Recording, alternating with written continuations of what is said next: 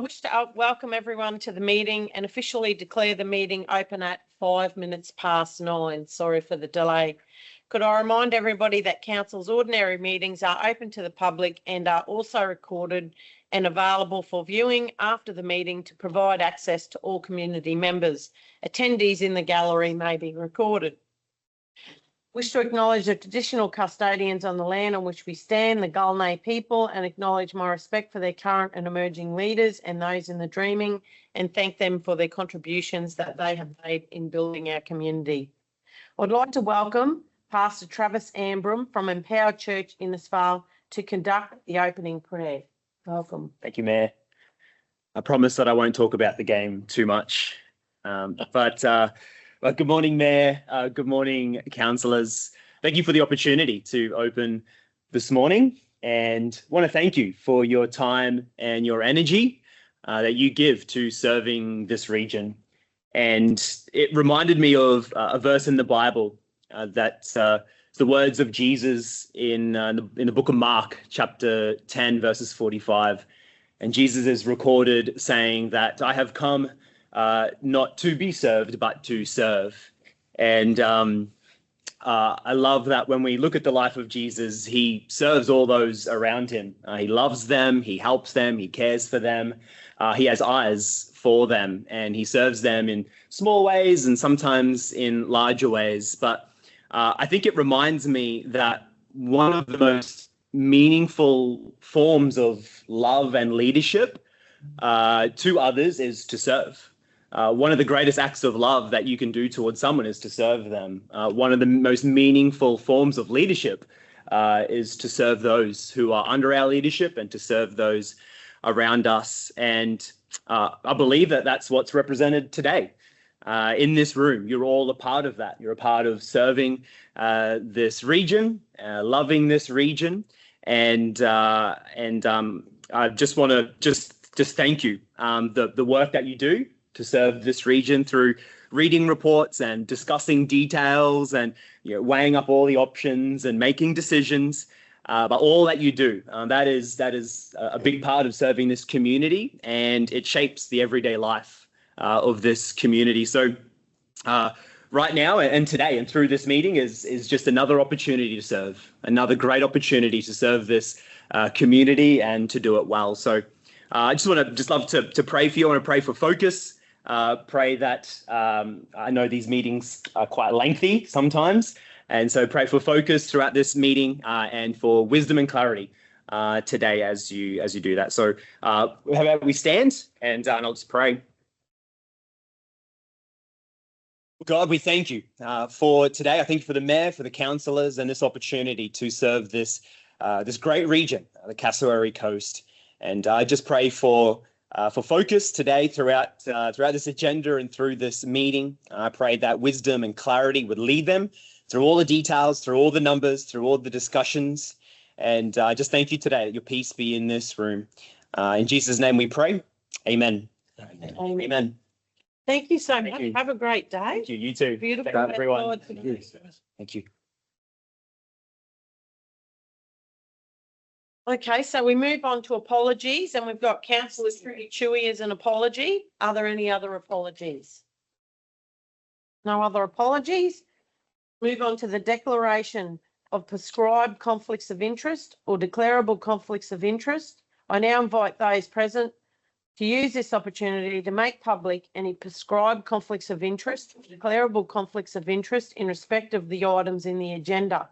Councillors should use this opportunity to disclose and or comment on other councillors and or staff interests in accordance with the Act and regulations. Are there any declarations to be made? No.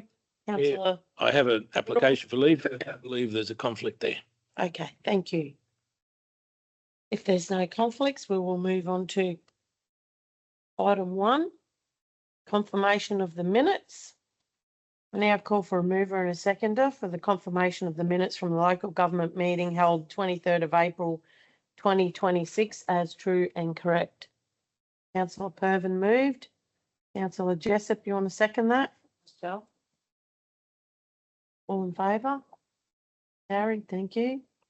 Item 2 is business arising from the previous minutes. Are there any business arising? No? Okay, move on. Item 3.1.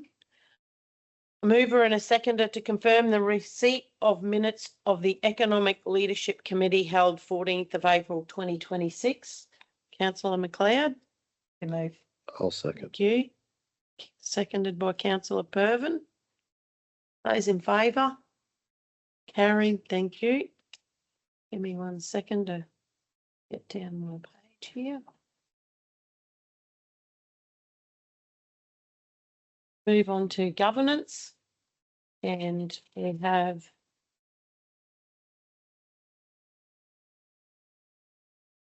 Miss Swift to present. Thank you. Good morning. Good morning.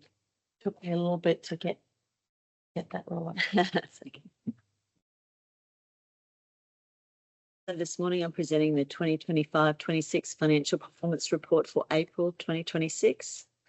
The Chief Executive Officer is required by Section 204, Paragraph 2 of the Local Government Regulation 2012 to present the financial report at a meeting of the local government once every month.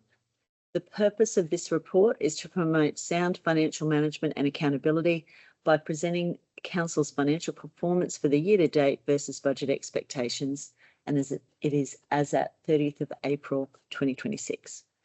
Financial performance highlights include the following. Operational revenue year to date is 110.46 million, with a favourable variance compared to budget of 1.3 million. Operational expenditure year to date is 103.17 million, with an unfavourable variance compared to budget of 1.8 million. This results in an operational profit year to date of 7.29 million, with a favourable variance compared to budget expectations of 520,000. Total capital expenditure, including commitments, represents 75% spent of the $87.7 million budget. The end of month cash balance is 71.9 million, which includes 35 million of fixed term investments. Variances within operational revenue and operational expenditure year to date have been impacted by timing, as outlined within this report. Budget phasing and adjustments have been made within the Budget Review 3 2025-26 report as a result of these impacts. Some points of note. Council adopted the 2025-26 budget on the 25th of June 2025 and approved amendments as per BR2 Budget Review on the 26th of February 2026, which are reflected as the budget in this report and the attached financial report.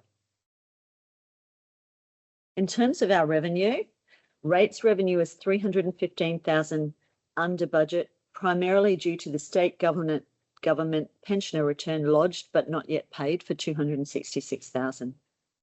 Fees and charges revenue continues the trend from previous months, being greater than budget expectations year to date by 310,000, and this is primarily as a result of transfer station fees greater than budget by 195,000 year to date, and water fees being over budget by 111,000.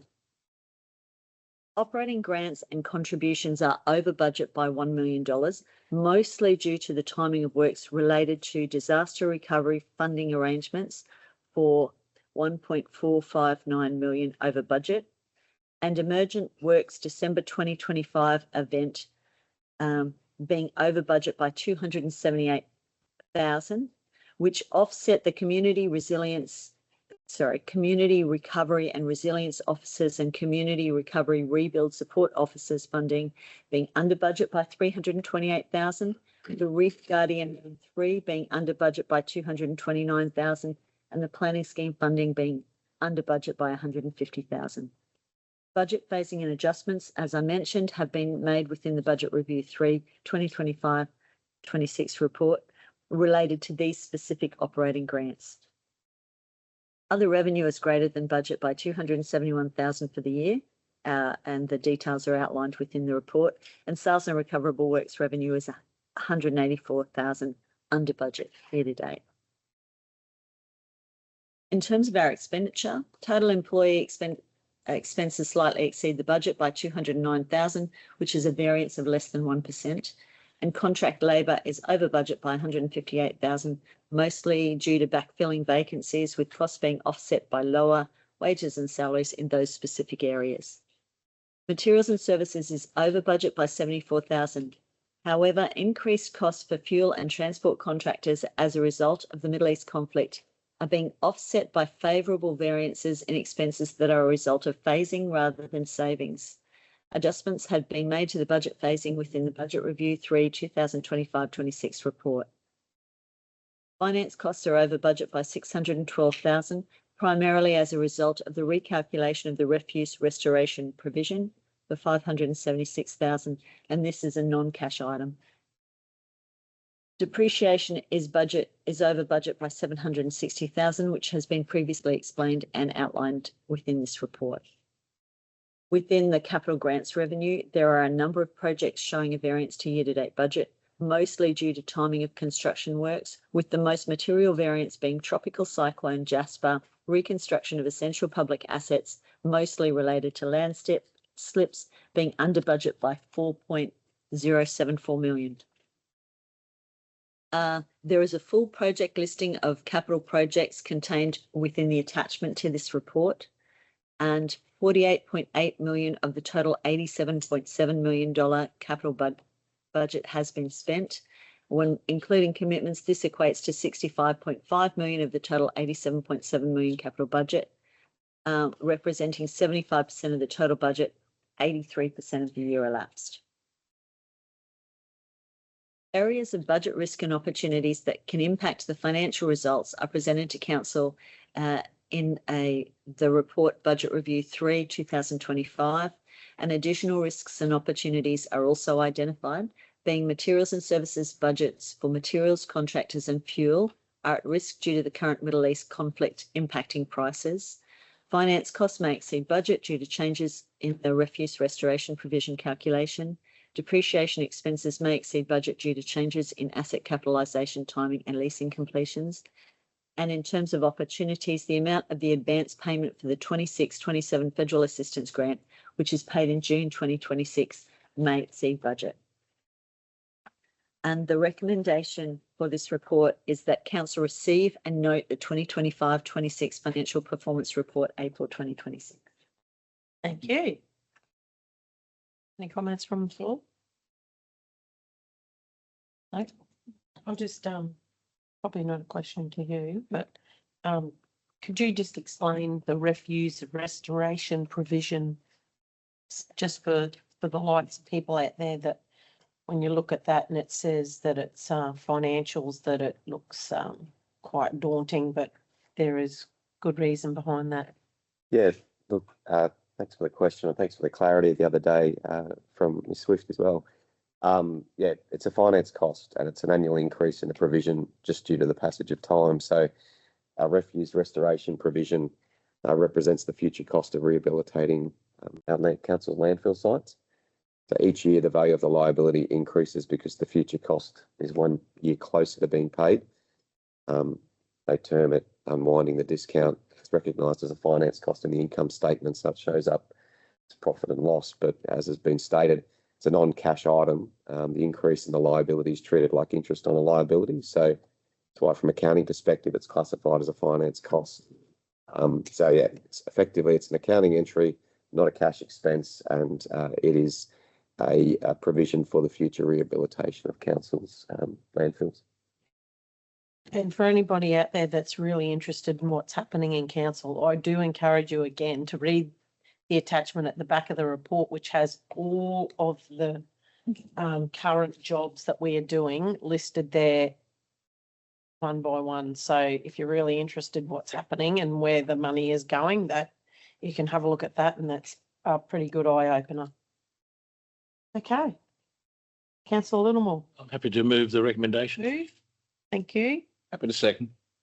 Seconded by Councillor Baines. Those in favour?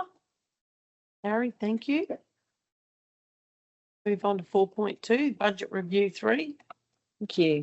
So the Budget Review 2025-26, the purpose of this report is to present to Council the revised budget for the 25-26 financial year, inclusive of proposed adjustments identified during the third quarter budget review process, covering the period 1st of January to 31st of March 2026.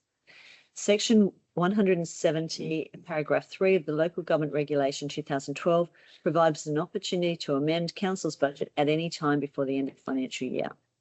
Budget Review 3 has been completed to include amendments to both operating and capital budgets, largely as a result of reconstruction of essential assets and disaster recovery funding arrangements, funding related to Tropical Cyclone Jasper and subsequent funding events, as well as reflecting increased expenses for fuel and transport contractors as a direct result of the impact of the Middle East conflict impacting the Australian economy. Proposed amendments result in the below changes. Our operating deficit position has increased to 4.03 million compared to the adopted 2025-26 budget of 2.9 million. Operating revenue increases from 116.3 million to 118.5 million, which is an increase of 2.2 million. Operating expenses are increasing from 119.2 million to 122.6 million, which is an increase of 3.4 million. In terms of the capital budget, decreasing capital budget from 87.7 million to 82.6 million, which is a decrease of 5.1 million, which is inclusive of carryovers from prior years. Some items of note. As part of its standard practice, Council conducts a budget review at the conclusion of each quarter of the financial year. The following proposed changes are listed. The net rates and utilities budget has been decreased by $80,000 for sewage utility charges which have not been realised. Fees and charges budget revenue has increased by $314,000 due to disposal volumes exceeding projections at waste transfer station fees by $234,000 and an additional $80,000 for water due to higher than expected activity. Adjustments to the operating grants has resulted in an increase of 1.94 million to operating revenue. This is offset by additional expenditure across employee expenses and materials and services. This primarily relates to disaster recovery funding arrangements. Budget increased by 1.885 million for Tropical Cyclone Jasper projects being reclassified as operational instead of capital. In terms of other revenue sources, budget revenue is being increased by $10,000 in relation to the Community Benefit Agreement Tully Battery Energy Storage System recovery. As previously identified, adjustments to operating grants increases operating revenue also increases expenditure, with employee expenses increased by $9,000 and materials and services increased by 3.35 million. Materials and services expenses that are not fully offset relate directly to increased expenses as a result of the Middle East conflict impacting the Australian economy as follows: $235,000 for fuel and $896,000 for transport costs related to waste. These are the two expenses impacting the bottom line of Council's operating statement. In terms of capital, the total proposed Budget Review 3 capital budget is $82.6 million, representing a decrease of $5.1 million from the adopted Budget Review 2. Details of the major proposed amendments to the capital budget are listed within this report. Additional detail for Budget Review 3 is provided in the attachment to this report. Areas of budget risk and opportunities that can impact the financial results are presented to Council within this report. However, it is acknowledged that additional risks and opportunities can be identified, such as materials and services budgets for materials, contractors and fuel are still at risk of further escalation due to the current Middle East conflict impacting prices. Fuel costs may exceed budget due to changes in the refuse restoration provision calculation. Depreciation expenses may exceed budget due to changes in asset capitalisation timing and lease completions. Additionally, from a revenue perspective, the amount of the advance payment for the 26-27 Federal Assistance Grant, which is paid in June 2026, may exceed budget. So the recommendation is the Council adopt the following as tabled in the attached appendices to this report: the amended statements for the 25-26 financial year, the Statement of Comprehensive Income, the Statement of Financial Position, the Statement of Changes in Equity, the Statement of Cash Flow, the amended long-term financial forecast, the amended measures of financial sustainability as described in the Financial Management Sustainability Guideline, and the amended Capital Works Program for the 2025-26 financial year. Thank you. Councillor Littlemore. Ms. Swift, is it fair to say that the increase in the deficit is almost entirely due to the 235,000 increase in fuel and the 896,000 increase in transport costs related to waste? It is 100% related directly to those two amounts. Everything else is offset. Right, thank you. May I like to move the recommendation, please? Thank you. Is there a point, councillor? People ask us about why we charge for waste all the time. Well, there's your, part of the opportunity to say this is why, and that's only one component of waste, and that's only just going up and down the hill. So thank you. I'll second. Seconded by councillor Jessup. Any further commenting? Those in favour? Carried, thank you. Thank you. Oh, you got the next one too. Sorry to that. Oh, yeah, you're the meeting today. The final report I'm Fees and presenting charges. is the Register of Fees and Charges for 26-27. The purpose of this report is to present for Council's consideration the proposed 2026-27 Register of Fees and Charges, including cost recovery fees and charges.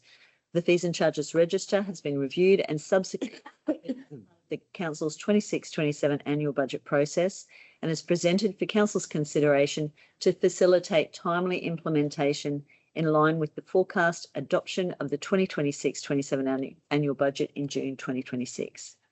Fees and charges provide approximately $5.5 million of revenue to Council and are used to deliver services and activities to the community.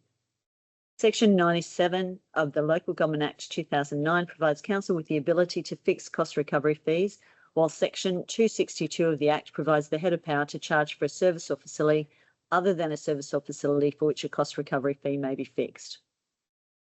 Council officers have reviewed fees and charges in advance of adopting the 2026 annual budget. The majority of fees and charges have had a 5.1% increase applied with reference to the Brisbane Consumer Price Index issued by the Australian Bureau of Statistics for the 12 months to the December 2025 quarter. Reasonable rounding has been applied, which may result in changes marginally different to the CPI. Where council officers have deemed CPI is not appropriate, cost recovery methodology has been applied. The following changes are of note. For waste, Council has introduced a waste voucher system where residents can pay for a domestic waste charge by the presentation of a valid 2026-27 Council issued waste voucher, valid at all transfer stations. For water, a new fee has been introduced for verification testing related to fresh care audits for bananas. In the rates and properties area, reduced fees in property searches that include the requirement for a water meter reading reflect the efficiency achieved with smart water meter readings. Within animal management, increased release fees for the second, third and subsequent releases of dogs and cats that have been impounded. And for local laws, in regard to local law number 4, a restructure of fees and charges related to general activity on council land. Previously, the application and permit fees were identified through the specific activity, and this restructure now links the application and permit fee to the risk impact of the activity. The ability to waive or reduce fees for not-for-profit and charity organisations remains the same. Additionally, there's a new administration fee introduced for infringement reminders. For rural house numbers, the fee has been reduced for nil for rural house numbers to encourage replacement of missing or faded house numbers to assist emergency services. In the marine facilities area, a new fee has been introduced for replacement or additional keys for the Clump Point boating facility. And for cemeteries, new fees have been introduced for non-residents who choose cemetery arrangements within the Kasserine Coast. And also a new fee has been introduced for setting up a memorial unveiling and a restructure of fees and charges to differentiate between ashes placement fees and plaque placement fees. There's also a new fee introduced for removal of ashes and plaques. For council caravan and camping grounds, a restructure of fees and charges related to council caravan and camping grounds reflects the differences in sites available at specific locations. And there is a reduction in a fee and a change in the location offering for ceremonial events to reflect a broader location offering. It was previously limited to Arena Lakes. There is a new fee has been introduced for replacement or additional keys for hall hire, and for the Innisfail Conservatorium or Auditorium, a new fee has been introduced for 1 to 2 hour hire. At the Innisfail Shire Hall, a new fee has been introduced for red carpet setup and pack down for special equipment hire. Finally, the GST status has been amended to the Community Benefits Agreement for Renewable Energy Projects Pre-Lodgement Meeting to taxable based on professional advice received. No change to the fee. The proposed register of fees and charges has been developed following extensive consultation with directors, managers and other relevant staff. Proposed changes to fees and charges have been included in the 26-27 annual budget development councillor workshops. And so the recommendation is that council adopt the register of fees and charges for 2026-27 effective from the 1st of July 2026. That council note the fees and charges outlined in this schedule take effect from 1st of July 2026. While notices or correspondence may be issued prior to this date referencing the new fees, they will not apply until that effective date. And that council note a change to the GST status of the community benefits agreements for renewable energy projects pre-lodgement meeting to taxable based on professional advice received. You. Councillor Jessup. I'm happy to meet this recommendation. And I just want to point out about the rural house numbers now that we're not going to be charging for them to be replaced. So that's a win for everybody. And it's also a win for the emergency services too. So that's wonderful. Did you just read my notes? I just wrote that too. Oh, did you? Yes, I said, you know, it's a good opportunity for those with missing or faded numbers, particularly like you said in rural areas, because it's extremely important that when the ambulance, because a lot of them aren't locals anymore. When they were all locals, they knew where to go, but we've got people that So many different. are not local anymore, and they do rely on those numbers to be there for them to find property. So here's your opportunity to come and get your new numbers. Thank you.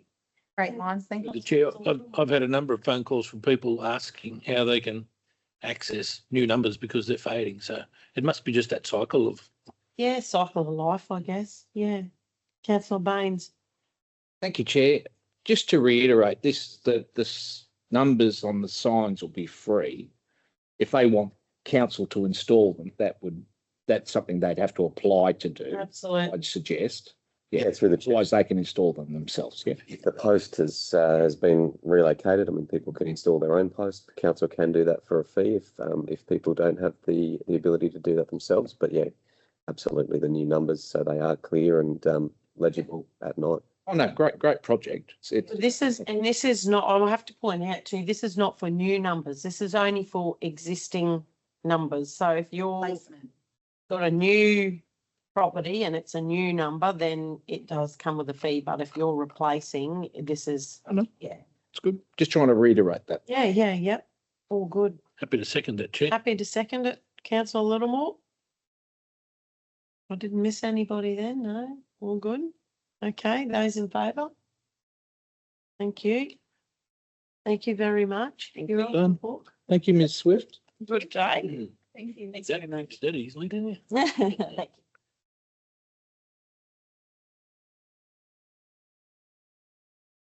And we have 4.4 policy review, and Ms. Kerr will present.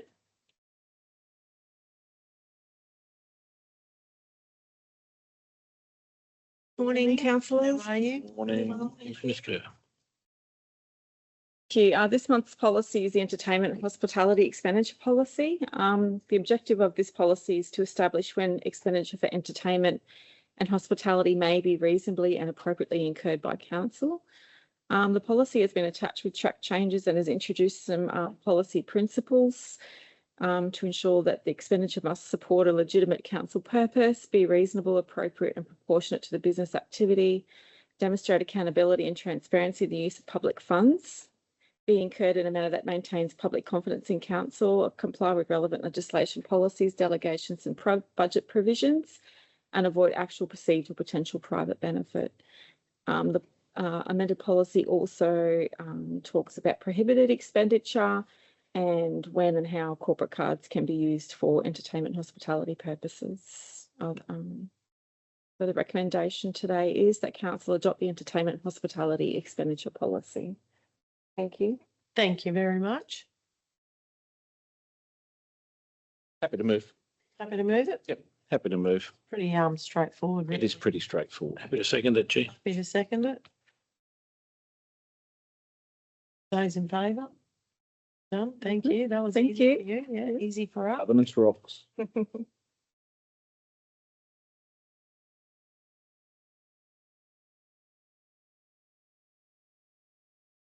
Move on to 4.5. Request for leave of absence. So that's over to you, Thank you. Mr. CEO. We have a request for leave of absence from Councillor Chris Littlemore to be considered today.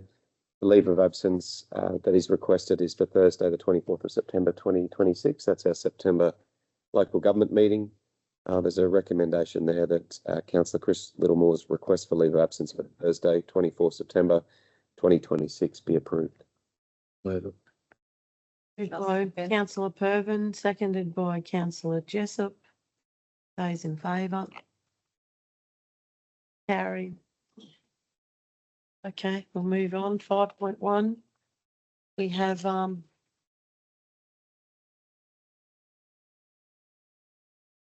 Mr. Valente is going to present. Morning, everyone. This is our facility use agreement. I'll hand over to you. Thank you. So this report relates to the proposed grant of a facility use agreement to the Australian Department of Defence, represented by the Australian Army Cadets Unit 152 in respect of the former Tully Kennel Club as it's at Pavilion Road, Tully Showground, and the transfer of all improvements on that site to the cadets. Pursuant to Section 227 of the Local Government Regulation, Council cannot enter into a valuable non-current asset contract without first going to public tender or auction unless an exception in Division 4 applies. A valuable non-current asset contract includes the disposal of land or an interest in land, or the disposal of an asset which has a value equal to or greater than that set by council. The grant of the facility use agreement is not the grant or a disposal of an interest in land. However, the value of the improvements transferred to the cadets under the agreement will exceed the threshold, and as such a disposal is required with a tender or an auction or a council resolution to apply a relevant exception in the local government regulation. Section 2361B1 of the regulation allows for a disposal of a valuable non-current asset to a government agency without public tender or auction, provided there's a prior resolution by council to apply that exception. The cadets do qualify as a government agency under that exception in the regulations. The cadets have been based at Tully State High School for many years and conducts regular weekly training parades during school terms and provides structured activities for young people aged 12 to 17. The program includes leadership development, fieldcraft, navigation, first aid and participation in regional training exercises. Membership sits at around 40 young people, with over 50% being represented by female cadets and 3 staff members. The arrangement, however, at the Tully High School is due to end on 1 July 2026. So in late 2025, the cadets contacted the council to see if we had any facilities which could accommodate them. Fortunately, at about the same time, we received notification that the Tully District Kennel Club were dissolving and would vacate their facility at the Tully Showgrounds. Council officers then had a number of meetings with representatives from the cadets regarding that facility. The cadets are satisfied the facility would accommodate their operations, and they're in fact very excited to make it their headquarters. The cadets contribute to local community outcomes by supporting youth engagement, skill development, participation in community activities, while operating under a National Defence-sponsored framework. The unit functions at a local level and relies on trained adult staff and volunteers to deliver those activities.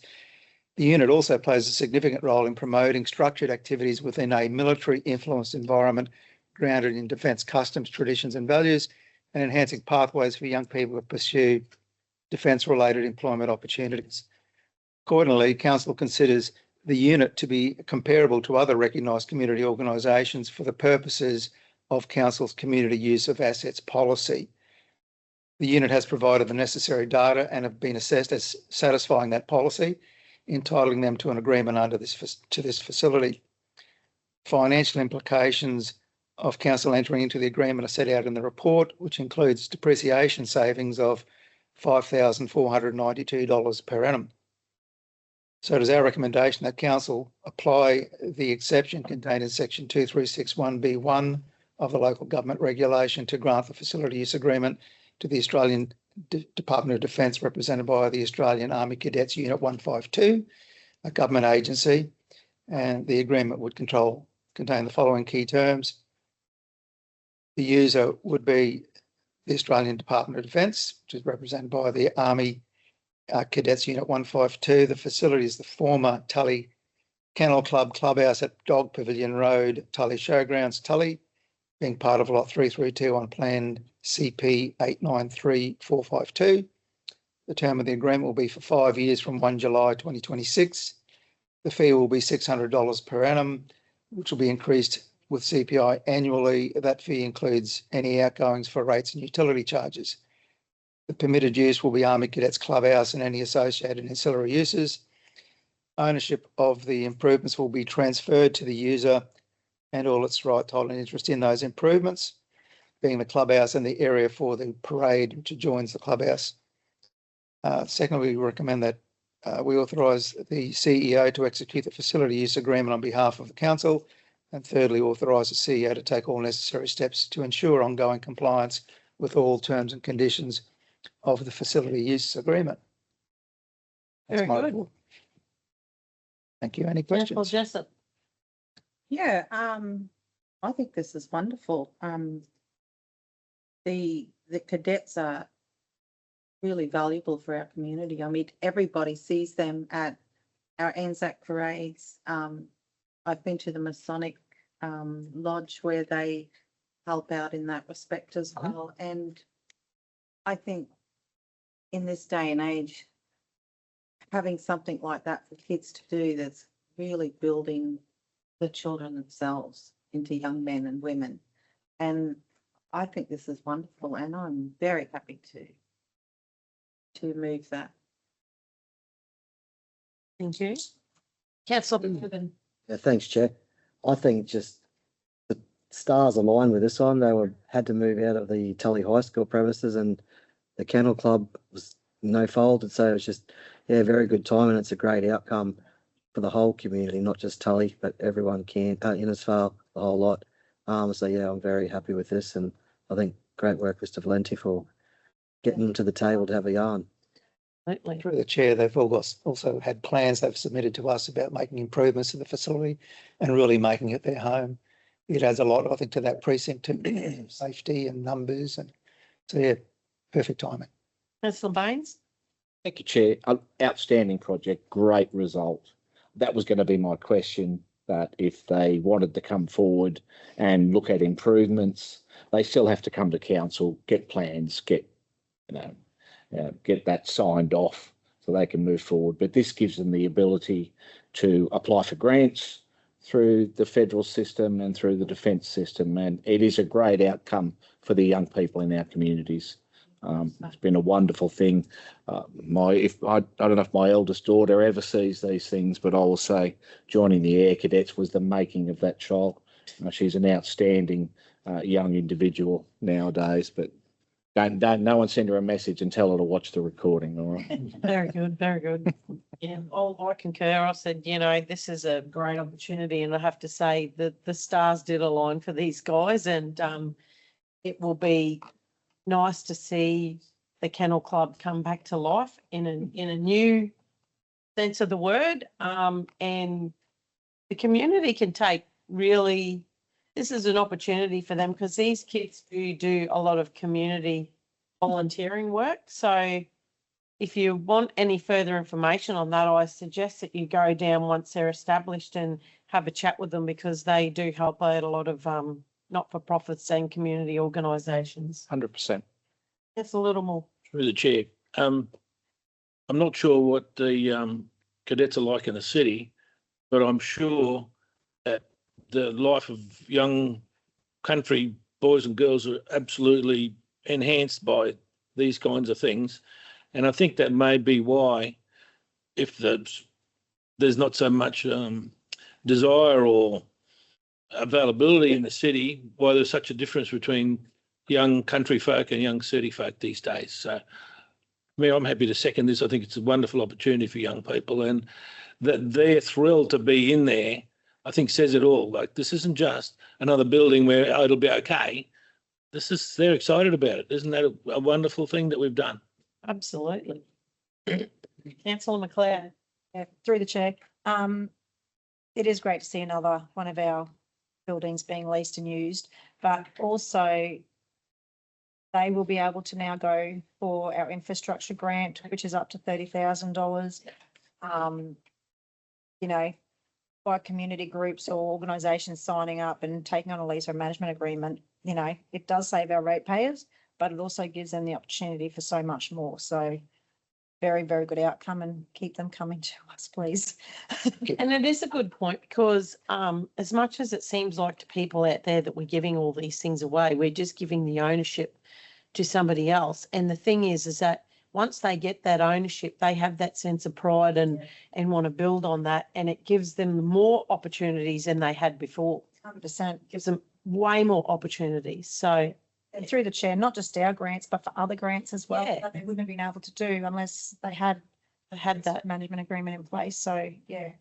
And I imagine some of those conversations are quite daunting at the beginning, but once you work through the process, then they realise all the benefits that are there for them. So, Yeah. thank you. Yeah.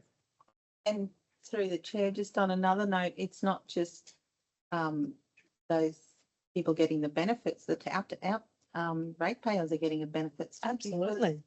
So we don't have to pay that depreciation. Yep. Yeah, so Very good. it's a win-win, isn't it?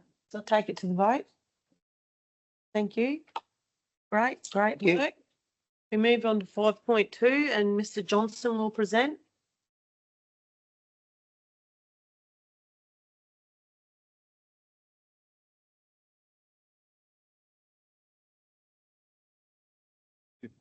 Morning, Mayor, G'day, councillors. how are you? Morning, Mr. Johnson. Morning, Mayor, thank you. Okay, this is the report for the proposed closure of the Murray Upper Waste Transfer Station up until December 2026. Could you rephrase that? Temporary closure? Proposed temporary closure of the Murray Thank Upper you. Waste Station. Thank you, Mayor. I'll go through the executive summary and put it to the council for that. This report seeks council endorsement to temporarily close the Murray Upper Waste Transfer Station until 31st of December 2026 due to very low utilisation and increasing operational costs. The facility operates for only 3 hours per week, averages approximately 3.8 paid visits and 6.6 total visits per operational day, and generates approximately $2,379 in dumping fees, compared with $46,709 in operating expenses for the financial year. The proposed closure responds to escalating waste and resource recovery costs, particularly fuel and servicing costs, and would allow council to redirect resources to higher use facilities. Residents will continue to have access to the nearby Carbel and Tully waste transfer stations, which offer greater operating hours and capacity. The temporary closure would operate as a 6-month trial, with council monitoring impacts on neighbouring facilities, illegal dumping, service requests and community feedback before any longer-term decision is made. The recommendation made to council is that council note the current financial impact resulting from escalating waste and resource recovery costs, particularly fuel and servicing costs. And second point, temporarily close the Murray Upper Waste Transfer Station until 31st December 2026. That's a little more. Thank you, Chair. Chair, I understand that we operate in a financially constrained environment, but I'd like councillors to remember that council's base functions are roads, rates and rubbish. If we're talked about, those are the things we talk about. This community is rather isolated from the rest of us, and that means perhaps a lack of opportunity to use all of the council's facilities. I'd like to see, rather than a temporary closure for 6 months, I'd like to see a change to that, and I'd propose an alternative motion that council, and just let me get the exact wording, that the Murray Upper Waste Transfer Station hours change from 1 p.m. to 4 p.m, opening on the third Sunday of each calendar month for a 6 months trial. That could commence, and that's not part of the resolution, but when it's convenient for the staff, obviously. So on the basis that would give the community a greater opportunity to see if that will work, and also give council an opportunity to see whether that makes a significant difference to the operating cost. So through the chair, the point of dot point 1 would remain, and dot point 2 would be amended to be that the Murray Upper Waste Transfer Station be open from 1 p.m. till 4 p.m. on the third Sunday of the month. Yes. Right. Correct. For Okay. a period. Councillor McLeod. Sorry, so through the chair, just to clarify that, you're not proposing on closing it, just opening one Sunday a month, Yes. 3 hours, 4 hours, what was that? Yeah, 1 till 4, Yeah, 3 for a hours. 6 month period rather than Josh, Trial of 3 months. foreclosure. 12. Perfect. Councillor Baines. Thank you, Chair. Just to get it straight in my head, and this is a question without notice, I understand, Mr. Johnson, but so are we thinking that if we reduce the openings by 75%, it would equate itself around about to a 75% savings in the operational costs? Through the chair, councillor, that proportion should hold. Okay. I'll be expecting that. Okay. With respect to the alternate recommendation from councillor Littlemore, that would align with staffing elements that would make it more compatible for council to have full staff on a Sunday travelling from Hull Heads facility, then on to Murray Upper, and also maximising the utilisation of the council vehicle at that time, so it is a single trip for that day. Okay. Thank you. Second. Councillor, seconded, Councillor Purvin. Councillor Jessup.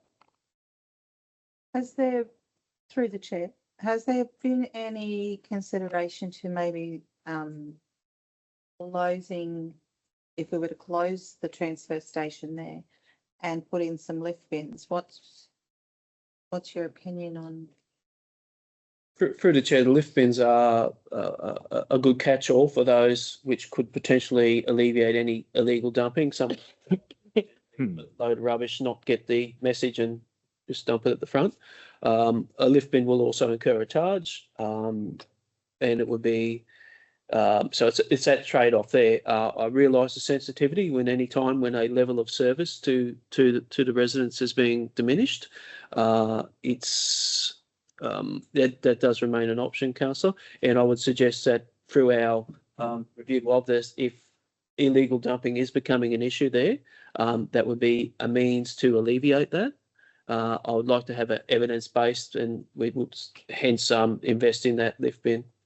Through the chair, I would suggest that it would be more economical to continue to operate under the current conditions than to put those bins in. Yeah. What you would see is people probably travelling not just from the Murray Upper area, but if they knew that there was an open bin available there, they'd be taking asbestos and other contaminants, and we'd end up what is currently dry waste, which can be disposed at its stotters, would become either a asbestos contaminated load that would have to be specifically buried and covered at stotters, or potentially a putrescible load, which would have to be taken up the hill. So I think what you would find, and this is part of the reason that council stopped providing out of hours access to Bells Creek. We saw that the kind of materials being disposed of there and the cost when we did reopen to dispose and collect those materials far outweighed the benefit. Of even I think opening it, yeah, This, that's right. this location seeing 3.8 people attend at these locations, so you might. Through the chair, 3.8 paid visits. The green waste drop off is. Higher than that. Okay. So I guess we may anticipate if it was as per the alternate recommendation, we might see an increase in the number of visitations during that time, but with 2 staff on site, I don't see any operational issues with that. I think if I can, I mean, we've seen today the impact that that fuel costs have had on the organisation. Waste is one of those activities that we can't not undertake. Council have made some significant adjustments to our contract with JJ's for the curbside. So that bulking up at Stodders Hill now is seeing a reduction in a lift rate from $4.60 down to $2.60. That's a significant savings. This is one other area where council's currently seeing our hook lift bins that go to these remote sites. One hook lift bin by itself is about 3.3% of council's total fuel consumption. So our waste area is effectively consuming 15% of council's fuel. So take on board the alternate. This was one option that officers were putting to council where we can make some small adjustments in our waste that will impact the least amount of residents, noting that 96% of our community are within 20 minutes of a transfer station across the region. Alan. Through the chair, so by implementing the what do you call them? The Lift bins. no, the what we're introducing as with the rates now. Or the tip Oh, passes. The pass, is yeah. a tip off, I yeah. couldn't think of the word. So with the tip passes, that only applies to the major ones anyway, doesn't it? So it wouldn't apply to All, Facilities. or is it all facilities or just the major that ones? all facilities. Through the chair, the fees and charges that have just been adopted will mean come 1 July, effectively by presenting your tip pass, your domestic waste pass, it would waive that domestic waste charge. So that's at any locality. Thank you. Councillor Pervin. Yeah, Mr. Johnson, just on that, so whether we vote for the alternate motion or the original motion today, there'll be advertising at this facility to inform residents of the change because it is a 6-month trial, either way you go. So I'm presuming it's going to have to be pretty heavily advertised between now and the end of June because I'm presuming it's to start July. Through the chair, that's incorporated into the report that there will need to be a communication plan established on that, and also that we will need to be responsive and keep our eyes, for want of a better term, on that facility that ensure that there is no illegal dumping, and also with respect to our customer service team, just to have sufficient information for them that if either the original or the alternative recommendation is adopted, that the service team who are taking the calls at the front counter are well aware of that, can make that direction. Okay, no worries. Through the chair, it's worth highlighting that council does have CCTV cameras at our facilities. So whilst if there is unlawful access gained to those facilities, we do have CCTV covering those. Council also is funded by the state government to have a illegal dumping officer, and that officer has a number of techniques where they can identify and prosecute for illegal dumping. So would absolutely encourage people to continue to use transfer stations. So many products at our transfer stations are free to dispose of. And if you're unsure, staff at those transfer stations are more than happy to work with visitors to make sure that they can take as much of those recyclables or reusable items out of those loads to reduce any cost. So am I right in saying that most of those households out there have bin service? It's not like they don't have bin service. Yeah, Is that right? through the chair, there's a curbside, and I think that reflects the low usage of this facility. Most people are disposing of waste through either their curbside service. Those that don't have a curbside service, either using the site here or potentially in some of those locations, there may be other alternates being used to dispose of waste that we probably wouldn't support. And further to your comment, Councillor Jessup, given that this, if it passes today, is going to be a 6-month trial, that doesn't mean that we're still not in conversations with private enterprise and other options that we could look at should this become something of a permanent nature. So there's still more work in the background, but at the present time, this was Through the chair, Yes. I was merely asking because I was asked that question. yeah. So I just wanted to get some feedback on that as well. Yep. Just Cool. for the members of the public. So we've got a mover and a seconder for the alternate motion. Councillor Littlemore, I thought you were calling a vote. I am going to call vote yes. I'm going to call. Hang on. So have we, So Yeah, this mover is is- now the substantive motion. I think it's been moved, and Seconded. just for clarity, that the words we've captured. can I get the words again, Rick, just to reiterate, please? Thank you. It's a little. Councillor Littlemore. Yes, sure. I did. Council, note the current financial impact resulting from the escalating waste and resource recovery costs, particularly fuel and servicing costs, and that Murray Upper Waste Transfer Station hours change to 1 p.m. to 4 p.m, opening on the third Sunday of each calendar month for a trial period of 6 months. That replaces dot point 2. Yeah. Got that captured, thank you. Yeah. Just need a second. Did we have a We had a second? Yeah, we had a seconder. Nick seconded that. Mhm. So now who's in favour? Yep, we're all in favour. Okay. Thank you. Good. Thank you. Thank you for Mr. your John. time, councillors. Thank you. Welcome back. We move on to item 6.1, and I will hand over to Michelle. Ms. Perkins. Ms. Perkins. Good morning, councillors.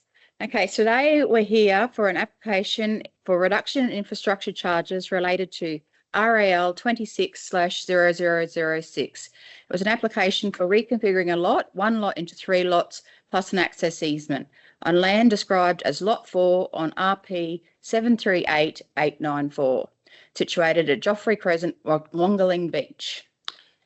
The application was made by Neville and Leora Campbell for up to 100% reduction of the infrastructure charges related to the development approval.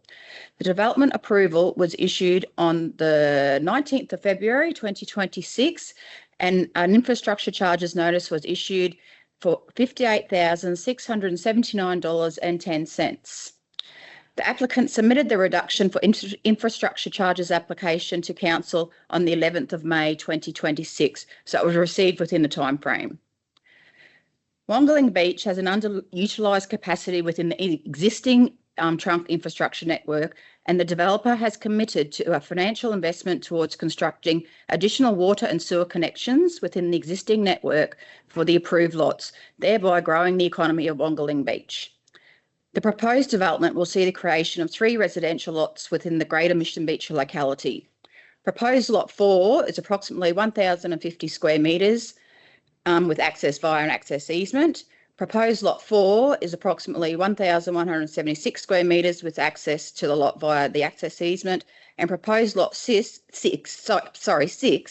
will comprise an area of 7,704 square metres, and the bulk of that lot will be under a conservation covenant, which exists over the western portion of the allotment, which is located in the Environmental Management Conservation Area. The other lots are located in the residential choice precinct of the Catsuri Coast Regional Council Planning Scheme. The proposed lot complies with the eligibility and assessment criteria Therefore, it is recommended that the request for a reduction in infrastructure charges be approved by council, provided that all works associated with the development as contained in the reconfiguring a lot approval and other statutory requirements are completed prior to 19th February 2029. And for your reference, the financial implications for the various different reductions that could apply to this application are provided in the financial resource implications in the report in your agenda Thank you. for your consideration. Thanks. Councillor Littlemore. Through the chair. Firstly, could I ask a question of the CEO?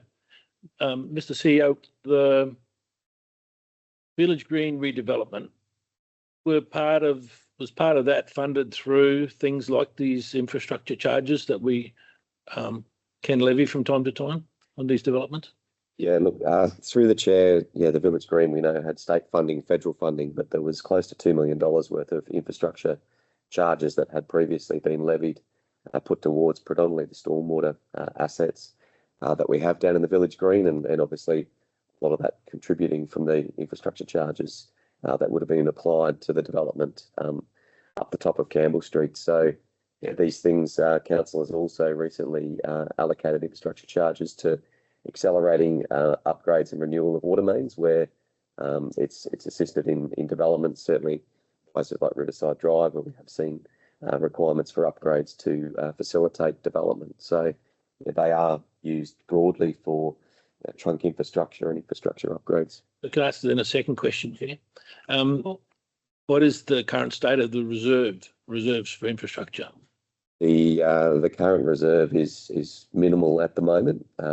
Council had this in place, this policy in place for a number of years now, 5 or 6 years, I believe.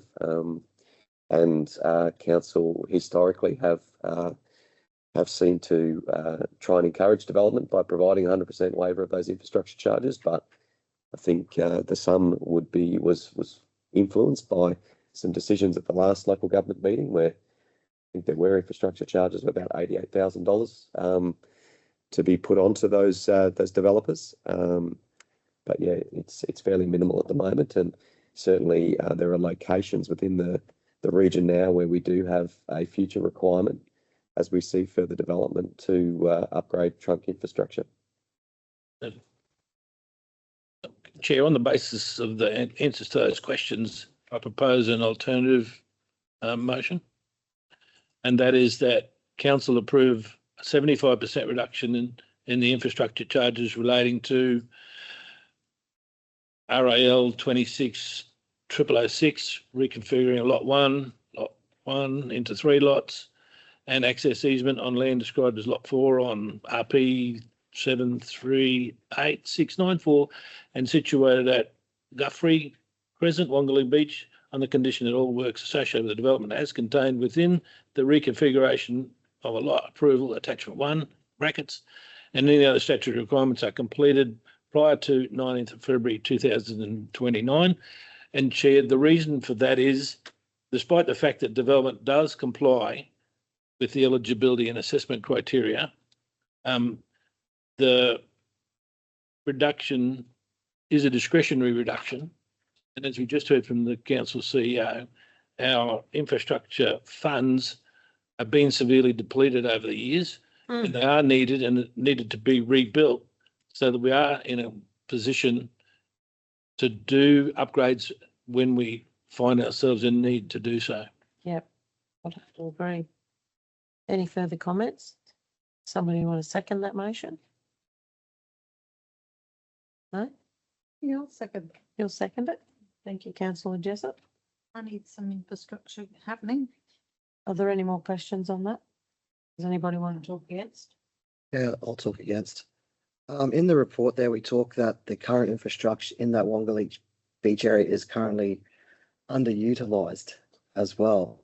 I think it's a bit of I know you're talking about overall trunk infrastructure for a whole area, but we've got it in the report there. It's saying it's actually underutilised. So we're like, for this one, I can't justify dropping it 75%. Anybody want to talk for? Councillor Littlemore? Thank you, Chair.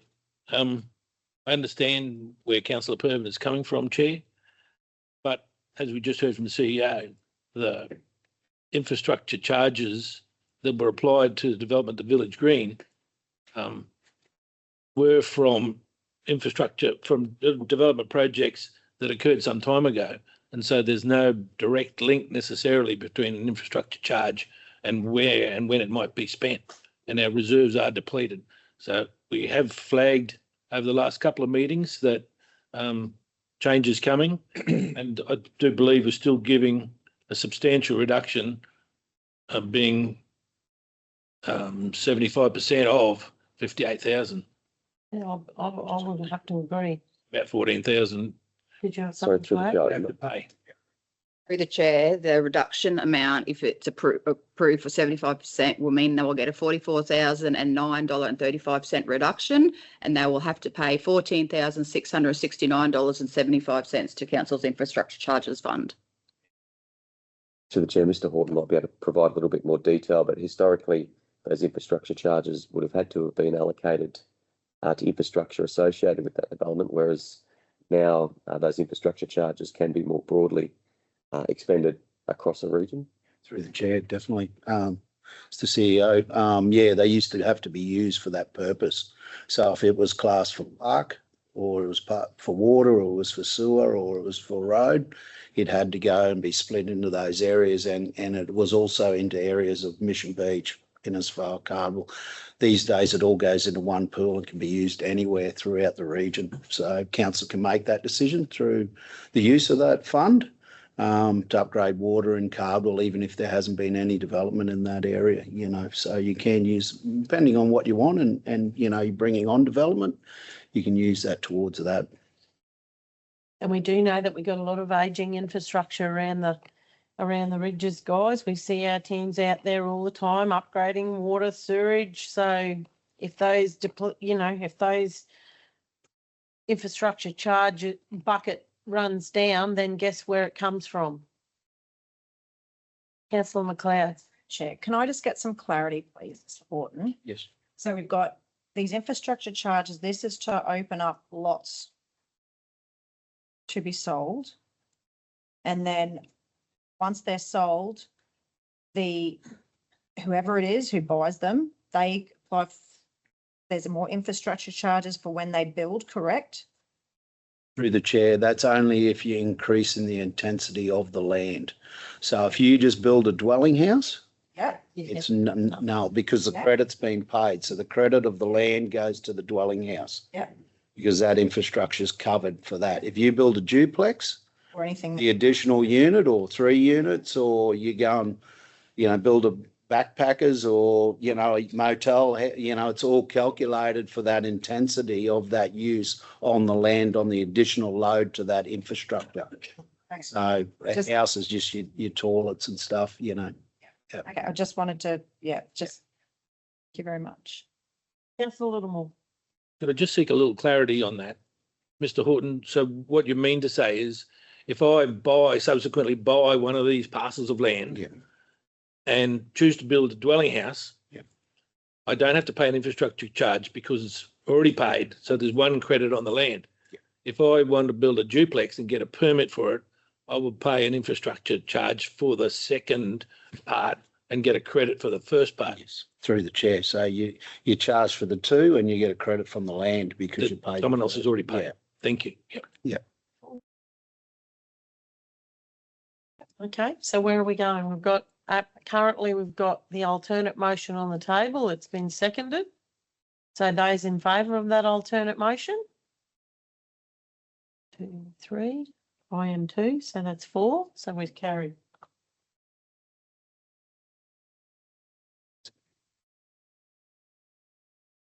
Move on to 6.2. Thank you very much. Thank you.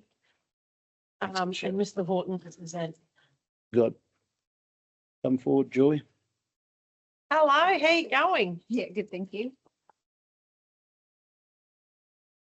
Okay, council.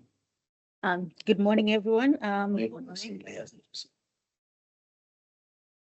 I present to you this item, which relates to development application for reconfiguration of a lot at Tana Road, Karaman Beach. which proposes subdivision one lot into 31 residential lots plus a balance lot. This site is approximately 4.3 hectares in area and currently is vacant within the township zone and under the village's local plan. It sits under the urban footprint of the Far North Queensland Regional Plan, and it is surrounded by residential development and a recent subdivision 1 into 3, and also a conservation land. The application seeks to replace 18 lot approval, which was done in 2018, to a more contemporary subdivision outcome of 31 lots, generally ranging from 800 to 1,000 square meters. And it's going to be delivered within across 5 stages. The assessment was done against the planning scheme as a code accessible development. It was considered to comply with the relevant provisions of the township zone, village local plan, and the configuration of the lot code. There was minor variations, which included reduced lot frontages, and this does not actually result into any adverse impacts, and it's covered under the conditions. The proposal also includes a 20-meter conservation covenant to protect ecological values and also to improve habitat connectivity. It also proposes to include infrastructure, including road, water supply, storm, and on-site sewerage. The key conditions that have been applied to this subdivision is construction of internal roads and the upgrade of the intersection between Turner Road and Illich Street, provision of infrastructure, which is water and storm water utilities. The lot sizes are sufficient enough to provide for on-site wastewater systems, as well as to support development of a dwelling and outbuilding. The proposed 20-meter conservation covenant has been conditioned to be revegetated before plant sealing, and also to install traffic signage and street lighting, as well as payment of infrastructure charges, which currently sits above $500,000 prior to the plant sealing. To conclude this presentation, I would recommend approval of this application just because it represents an appropriate orderly residential infill and is also consistent with the planning scheme as well as the regional planning intent.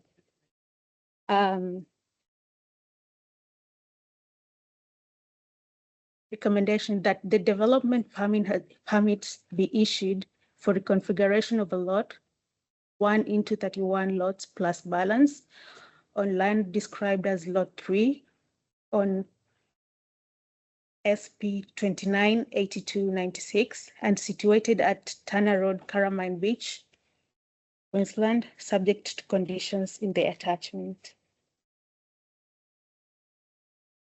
Okay. Thank you very much. Was there, oh, sorry, Councillor Fervin. Yeah, thanks, Joy. Thanks, Mr. Horton. Quick question. This isn't a material change of use. This has already got the approval in place for the zoning of the land, correct? Through the chair, yeah, it's in the village precinct. It's in the village precinct, residential precinct. Some history on it. Did it previously go through that stage where it had to get material change use, or was it always zoned? No, through the chair. It's always been zoned in our current planning scheme as a residential property. No need for community consultation on this at all? No, through the chair, it's a straight code accessible RAL application that, yeah, because the zoning's there. So the zoning was in our scheme, that whole piece. Yeah, it's been there for a considerable amount of time. So, and as we said, we had that approval over originally. It changed hands because of person passed away, which was a shame. And Yeah, so we got the new application for the 31 lots of balance and, yeah, we've conditioned it in a way that it needs channel and curb, stormwater, upgrade to Tanner Road with, curb on that side, fronting the whole property. This development permits for a 4-year period, is that correct? Or Through the chair, yes, 4 years, and then if need be, they can apply for additional time under the Act. Yeah. I've got a question. So under road signs, it says the applicant owner must erect a no through road sign at the intersection of all internal roads that end in the cul-de-sac or a dead end. Any street that results in constricted traffic lanes shall have local traffic only signs erected at the beginning of such streets. All signage is to be installed prior to the signing and dating of the plan. So correct me if I'm wrong, is that on a dirt road? Is this on a dirt road? Do you have to turn down? So when you come down past King Reef and you hit the caravan park at the end and you turn right. Yeah. So you turn right and then you turn left to go to the boat ramp. Yeah. If you keep going through, that's Tanner Road. You'll see a tower. So that's that road there. And then it turns into that property on the Oh, it right. turns into the little strip that goes between where this block is and that nature strip. Yeah, and the tower. So the block is, you drive down Tanner Road, this development will turn in there. So Tanner Road will be sealed down to the Okay. end of the property boundary. Right. And then Are they doing that? that's part of the condition. Okay, that was my question. So it'll get to that stage where we can only condition reasonably and relevantly, we can only condition that road to be upgraded to the end of their property boundary. Yep. Then it drops back to being dirt. Okay. And that's around where that tower sits on that land on the neighbouring property with the vegetation. Okay. But that's why we condition that covenant area in the front of the property, so we can get that linkage between the reserve in the middle, that major Yes. wildlife reserve area there. We get that linkage through into that other area. So we're creating that east-west link through this development, and that goes under covenant. That could be Councillor Littlemore? legible. I'm happy to move the recommendation, Chair. Happy to move it. Councillor McLeod? So through the chair, just want to clarify, the developer will be sealing all the internal roads in there, then plus that strip. Yep. They'll be responsible for all of that. Because it's zone residential, that criteria is part of the infrastructure code of the planning scheme. So they'll need to build, sealed Tanner Road. The side opposite to their entrance, there won't be any channel and curb on that side. That'll fall to a table drain that's usually there. Yep. This side here will be depending on design and working with our infrastructure crew on whether it remains as an open channel or whether channel and curb goes into pipe work and then goes into an open channel. That'll come down to designs and the operational work stage. Internally, it'll be all channel and curb and underground drainage. It's just that Tanner Road. We just need to work out which works best from a maintenance point of view, a drainage point of view, and so forth on how we design that road network. Yep. Okay, perfect. We've got a mover. Oh, councillor Baines? Happy to second, but just the question, as these blocks sell, then they become individual separate rateable properties. Is that correct? Through the chair, yes. Is there a change in the status once the development goes in while they're going for sale, or is it still rated as? Be titled through. Won't be until they're titled. Till they're titled. Went through the chair. When they're titled and the developer holds it, they pay 40%. In the rate, and because under the Act and so forth, because Understand the developer, when they're paying it until they sell it on, once everyone owns it, then they pay the full rates and services once they. But the potential is here's 31 new ratepayers. Definitely, yeah, through the chair over the 6 days, over those stages, Or more if somebody wants to buy one and put a duplex there.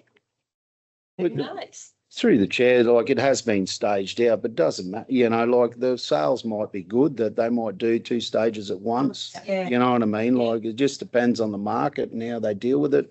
Sometimes it's a lot more economically viable to do the road network and all the drainage and all works and then stage it out. Just depends on those costings and they'll need to do that. Yeah. Okay, well, we've got a mover and a seconder. Those in favour? Carried, thank you. Thank you, Thanks. Ms. Sherwin, for your presentation. Thanks, council. Thank you both. Thanks, Mr. Borden. Well done. Thank you. General business. Any general, Councillor Jessup? Yeah, I'd just like to remind people around Silkwood that there will be a barbecue meet greet on Sunday, the 31st, this Sunday coming. Probably have a little game of bowls as well. So any of you councillors that, I'm sure you've all been invited, so try and make an effort to get there, that'd be good. And I also just want to let people know too that the Tully Chamber of Commerce has a meeting on Monday, the 1st of June. And it's not whether you own a business. You don't have to own a business to be there. You could be just a community member, or a tradesperson, tourism person, doesn't really matter. It's about bringing the community together to help our region grow. And there might be just people out there with a passion for that sort of stuff, and they could be valuable to the organisation. So have a think about it. If you're interested, come along to the meetings. It's at the Tully Support Centre. The more heads you have together, the better the outcome sometimes. So yeah, just wanted to ask people to keep that in mind. If they've got an hour spare, that's all it is. Come and have a listen and take an interest in your community. Thank you. Anybody else? Councillor Bones? Thank you, Chair. Great segue from Councillor Jessup, because on the 31st as well, the Innisfail Coast Guard got the official open day with their new vessel that is now on site and operational. Now that's at 11 a.m. So if you're heading south towards Silkwood, duck into Marillion Harbour, go down, have a look at the team, have a chat to the volunteers, look at the new vessel. They're always looking for volunteers. They very proudly attended the volunteers function that we had in Innisfail just last Friday. Was it Thursday or Friday last week? Yeah. So another great opportunity to come down and support some of our local volunteers and the great work they do. Today, I believe the cane season kicked off here in Tully. Did. The mill stacks are going up, and the weather's great for them, but I just want to make everybody aware to look out for cane trains, because they're going to be out there everywhere, and we want everyone to stay safe. So, yep, just be mindful when you come to those tracks now that there could be a loco and bins there. What is it? Use your train brain, or train brain, whatever you want to call it, but just be mindful. Councillor Pervin. Yes, Chair, thank you very much. Councillor Chewy reached out to me before taking leave today, asked if I could raise some questions on behalf of the Mission Beach Boating Association. Mr. CEO, he's got a couple of questions here. I don't know if you'd be able to answer them for me. Has the CCRC had any correspondence with engineers, contractors to determine the damage and repair costs, including the reinstatement of the Perry Harvey Jetty stairs and the platforms? I look through the chair. I guess to start, Council's current adopted position is that the Perry Harvey Jetty will be retained as a fishing platform, not for mooring of vessels, but project scope and cost estimates have been prepared for Council's consideration as part of the current budget process.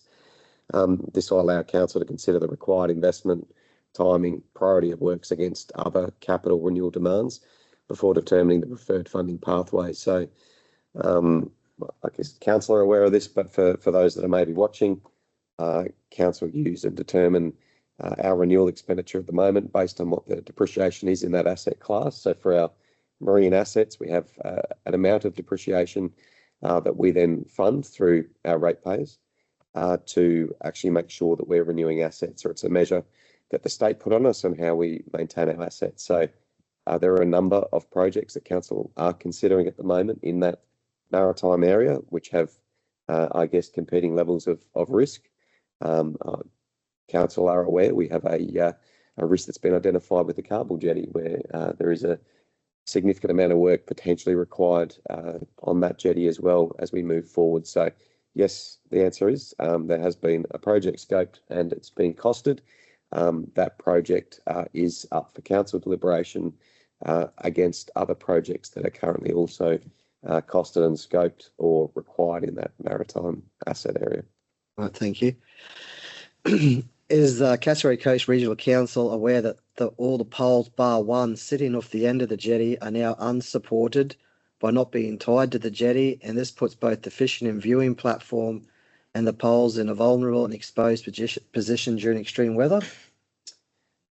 Look, I'll start this by identifying I'm not an RPEQ engineer, I'm not a structural engineer or a maritime coastal engineer, but the advice I have been provided is that, effectively,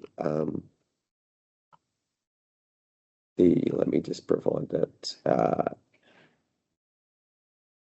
The condition and the structural role of those brackets is really there and has been there to assist with the jetty. So the brackets were originally installed to help brace the jetty piles by connecting them back to the jetty girders. Their purpose was to give the piles extra support when large vessels toured up against them and came in contact with the jetty. So over time, the brackets have rusted and failed, but based on the current advice, it doesn't present an immediate danger to the public because we don't have large vessels coming up against that jetty. Council will continue to monitor and consider that as part of the future jetty maintenance, but they're not a critical part of the jetty structure. The fishing platform. So is jetty. Fishing platform. Fishing The platform. fishing platform structure. And the last question from the association, would the CCRC comment on the amount of interest from businesses that has been generated during the tendering process for the swing moorings and pole berths at Clump Point Boat Ramp facility? Yeah, and look, maybe just if I could quickly duck back to the previous question and just highlight as well, if members of the community do see something that does concern them, it is much more efficient to put in a customer request, and council will get officers down to look at that rather than wait for the next monthly council meeting to pose these questions. So I'll just encourage members of the community to put in a customer request to allow council to look at these things as quickly as we can. Clump Point, so obviously Clump Point facility is a state facility that through legislation council managed. So we've gone out to tender. The pen berths at Clump Point are primarily for commercial operators, not for recreational vessels. Whilst there's some a process still underway assessing those tenders, I probably can't provide more information other than that there are 2 tenders currently received from commercial operators in that area. There's been significant engagement with a number of operators. Some have decided not to submit tenders because they're not commercially operating in that space. But I think, it's probably worth saying at this point, there are more berths available than tenders received. So if there are other commercial operators out there looking to operate out of Clump Point and to take advantage of what we have here in the Cassowary Coast, then it's not too late to engage with our facilities and leasing team on those additional pen berths. But once that process has been finalised, leases can be negotiated and put in place and come back for council consideration. No worries. Well, So sorry, further to that. So if all of those opportunities aren't taken up by commercial operators, is there any leverage for private owners with larger vessels to be able to take up the opportunity? I don't know. I think once we finish the tender process, and the concern we had around the tender process is how do we have effectively a fair process for everyone to put their best foot forward for those berths. But if there is vacancies, it probably wouldn't result in a long-term lease, but potentially shorter-term user agreements where we have the ability when commercial requirements are there. So look, if anyone has any interest, the best thing to do is contact council's team and have a conversation with them around what can be facilitated. Just thought I'd ask. So and that's all my questions from Councillor Chewy on her behalf. Just next Saturday, South Johnson Schools got their 110-year celebrations. They got scent sales. They got a big day planned there. So if you're looking for something to do on Saturday, the 6th of June, get out there and have some fun. Take the family out be a good day. Thank you. Thank you. Anybody else got anything further to add? No? Okay, well, that comes to the end of general business and we'll move on to confidential. So the meeting will now be closed to the public in accordance with Local Government Act Section 254J 13G, negotiations relating to a commercial matter involving local government for which a public discussion would be likely to prejudice the interests of the local government, to consider the following reports. Item 8.1, contract award CCW 000382, unsealed Reaper Zone 5 and 7B. Can I please have a move? Happy to move. Thank you, councillor Baines. Thank you, councillor Pervin. All in favour? Carried, thank you. Speak up. Let's take 5 minutes now. We'll move out of closed session. So can I have a mover and a seconder to move out of close? Thank you. Councillor Jessup and Councillor McLeod. Those in favour? Carried, thank you. And we will pass over to you, Mr Slattery. Morning all. So the purpose of this report is for council to consider submitted quotes for the construction works to be delivered under the February 25 flooding event disaster recovery arrangements. During February 25, North Queensland experienced a significant and prolonged rainfall and flooding event associated with an active monsoonal trough and saturated catchments across the region. Council has been activated for assistance under the Joint Commonwealth and State DRFA, administered in Queensland by the Queensland Reconstruction Authority to support recovery and resilience outcomes. So for these works, council invited quotations in accordance with section 233 of the local government regs under the preferred supplier arrangement COW 172 for road reconstruction and remediation works. The scope of works includes predominantly heavy formation grading with varying quantities of imported gravel to roads and road sections in the 3 zones described below. The RFQ process closed on the 24th of April, with 2 submissions received from 1 local and 1 regional contractor. Respondents were invited to tender for the works as 2 separable portions, namely Zone 7B unsealed Reaper package and Zones 5 and 7 unsealed Reaper packages, with both tenderers electing to submit conforming bids for each portion. During the post-tender review process, Zone 7 was removed from the original pricing schedule. This decision was made following review of the damage assessments from the later December 2025 flood event. It was considered appropriate to separately package these works to support the prioritised and coordinated delivery of both disaster events concurrently. The procurement process has resulted in competitive submissions and provides council with an opportunity to deliver targeted resilience outcomes in a cost-effective and transparent manner. The recommendation is that council, 1, award the Feb 25 flooding event DRFA works packages for both zones 5 and 7B to MJC Civil Proprietary Limited for the lump sum prices of $1,278,943 ex GST and $220,138,000 ex GST respectively. That council, 2, in accordance with the Local Government Act, delegate authority to the Chief Executive Officer to negotiate, finalise and execute any and all matters associated with or in relation to these contracts, subject to Council's normal procurement policies and practices. And 3, thank the state and federal governments for the funding provided to this project. I'll move it. Councillor Pervin's moved it. So I just want to make, just clarify that. So 7 has been removed from this package.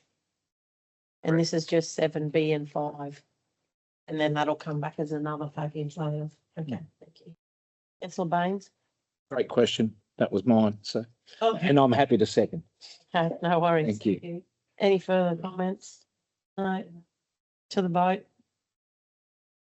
All done. Thank you. Thank you. I think that was our last, thank you very much. Last item. Thank you, Mr. Slattery. Easy. Tonight. So the meeting will be closed. Thank you very much. Have a good day.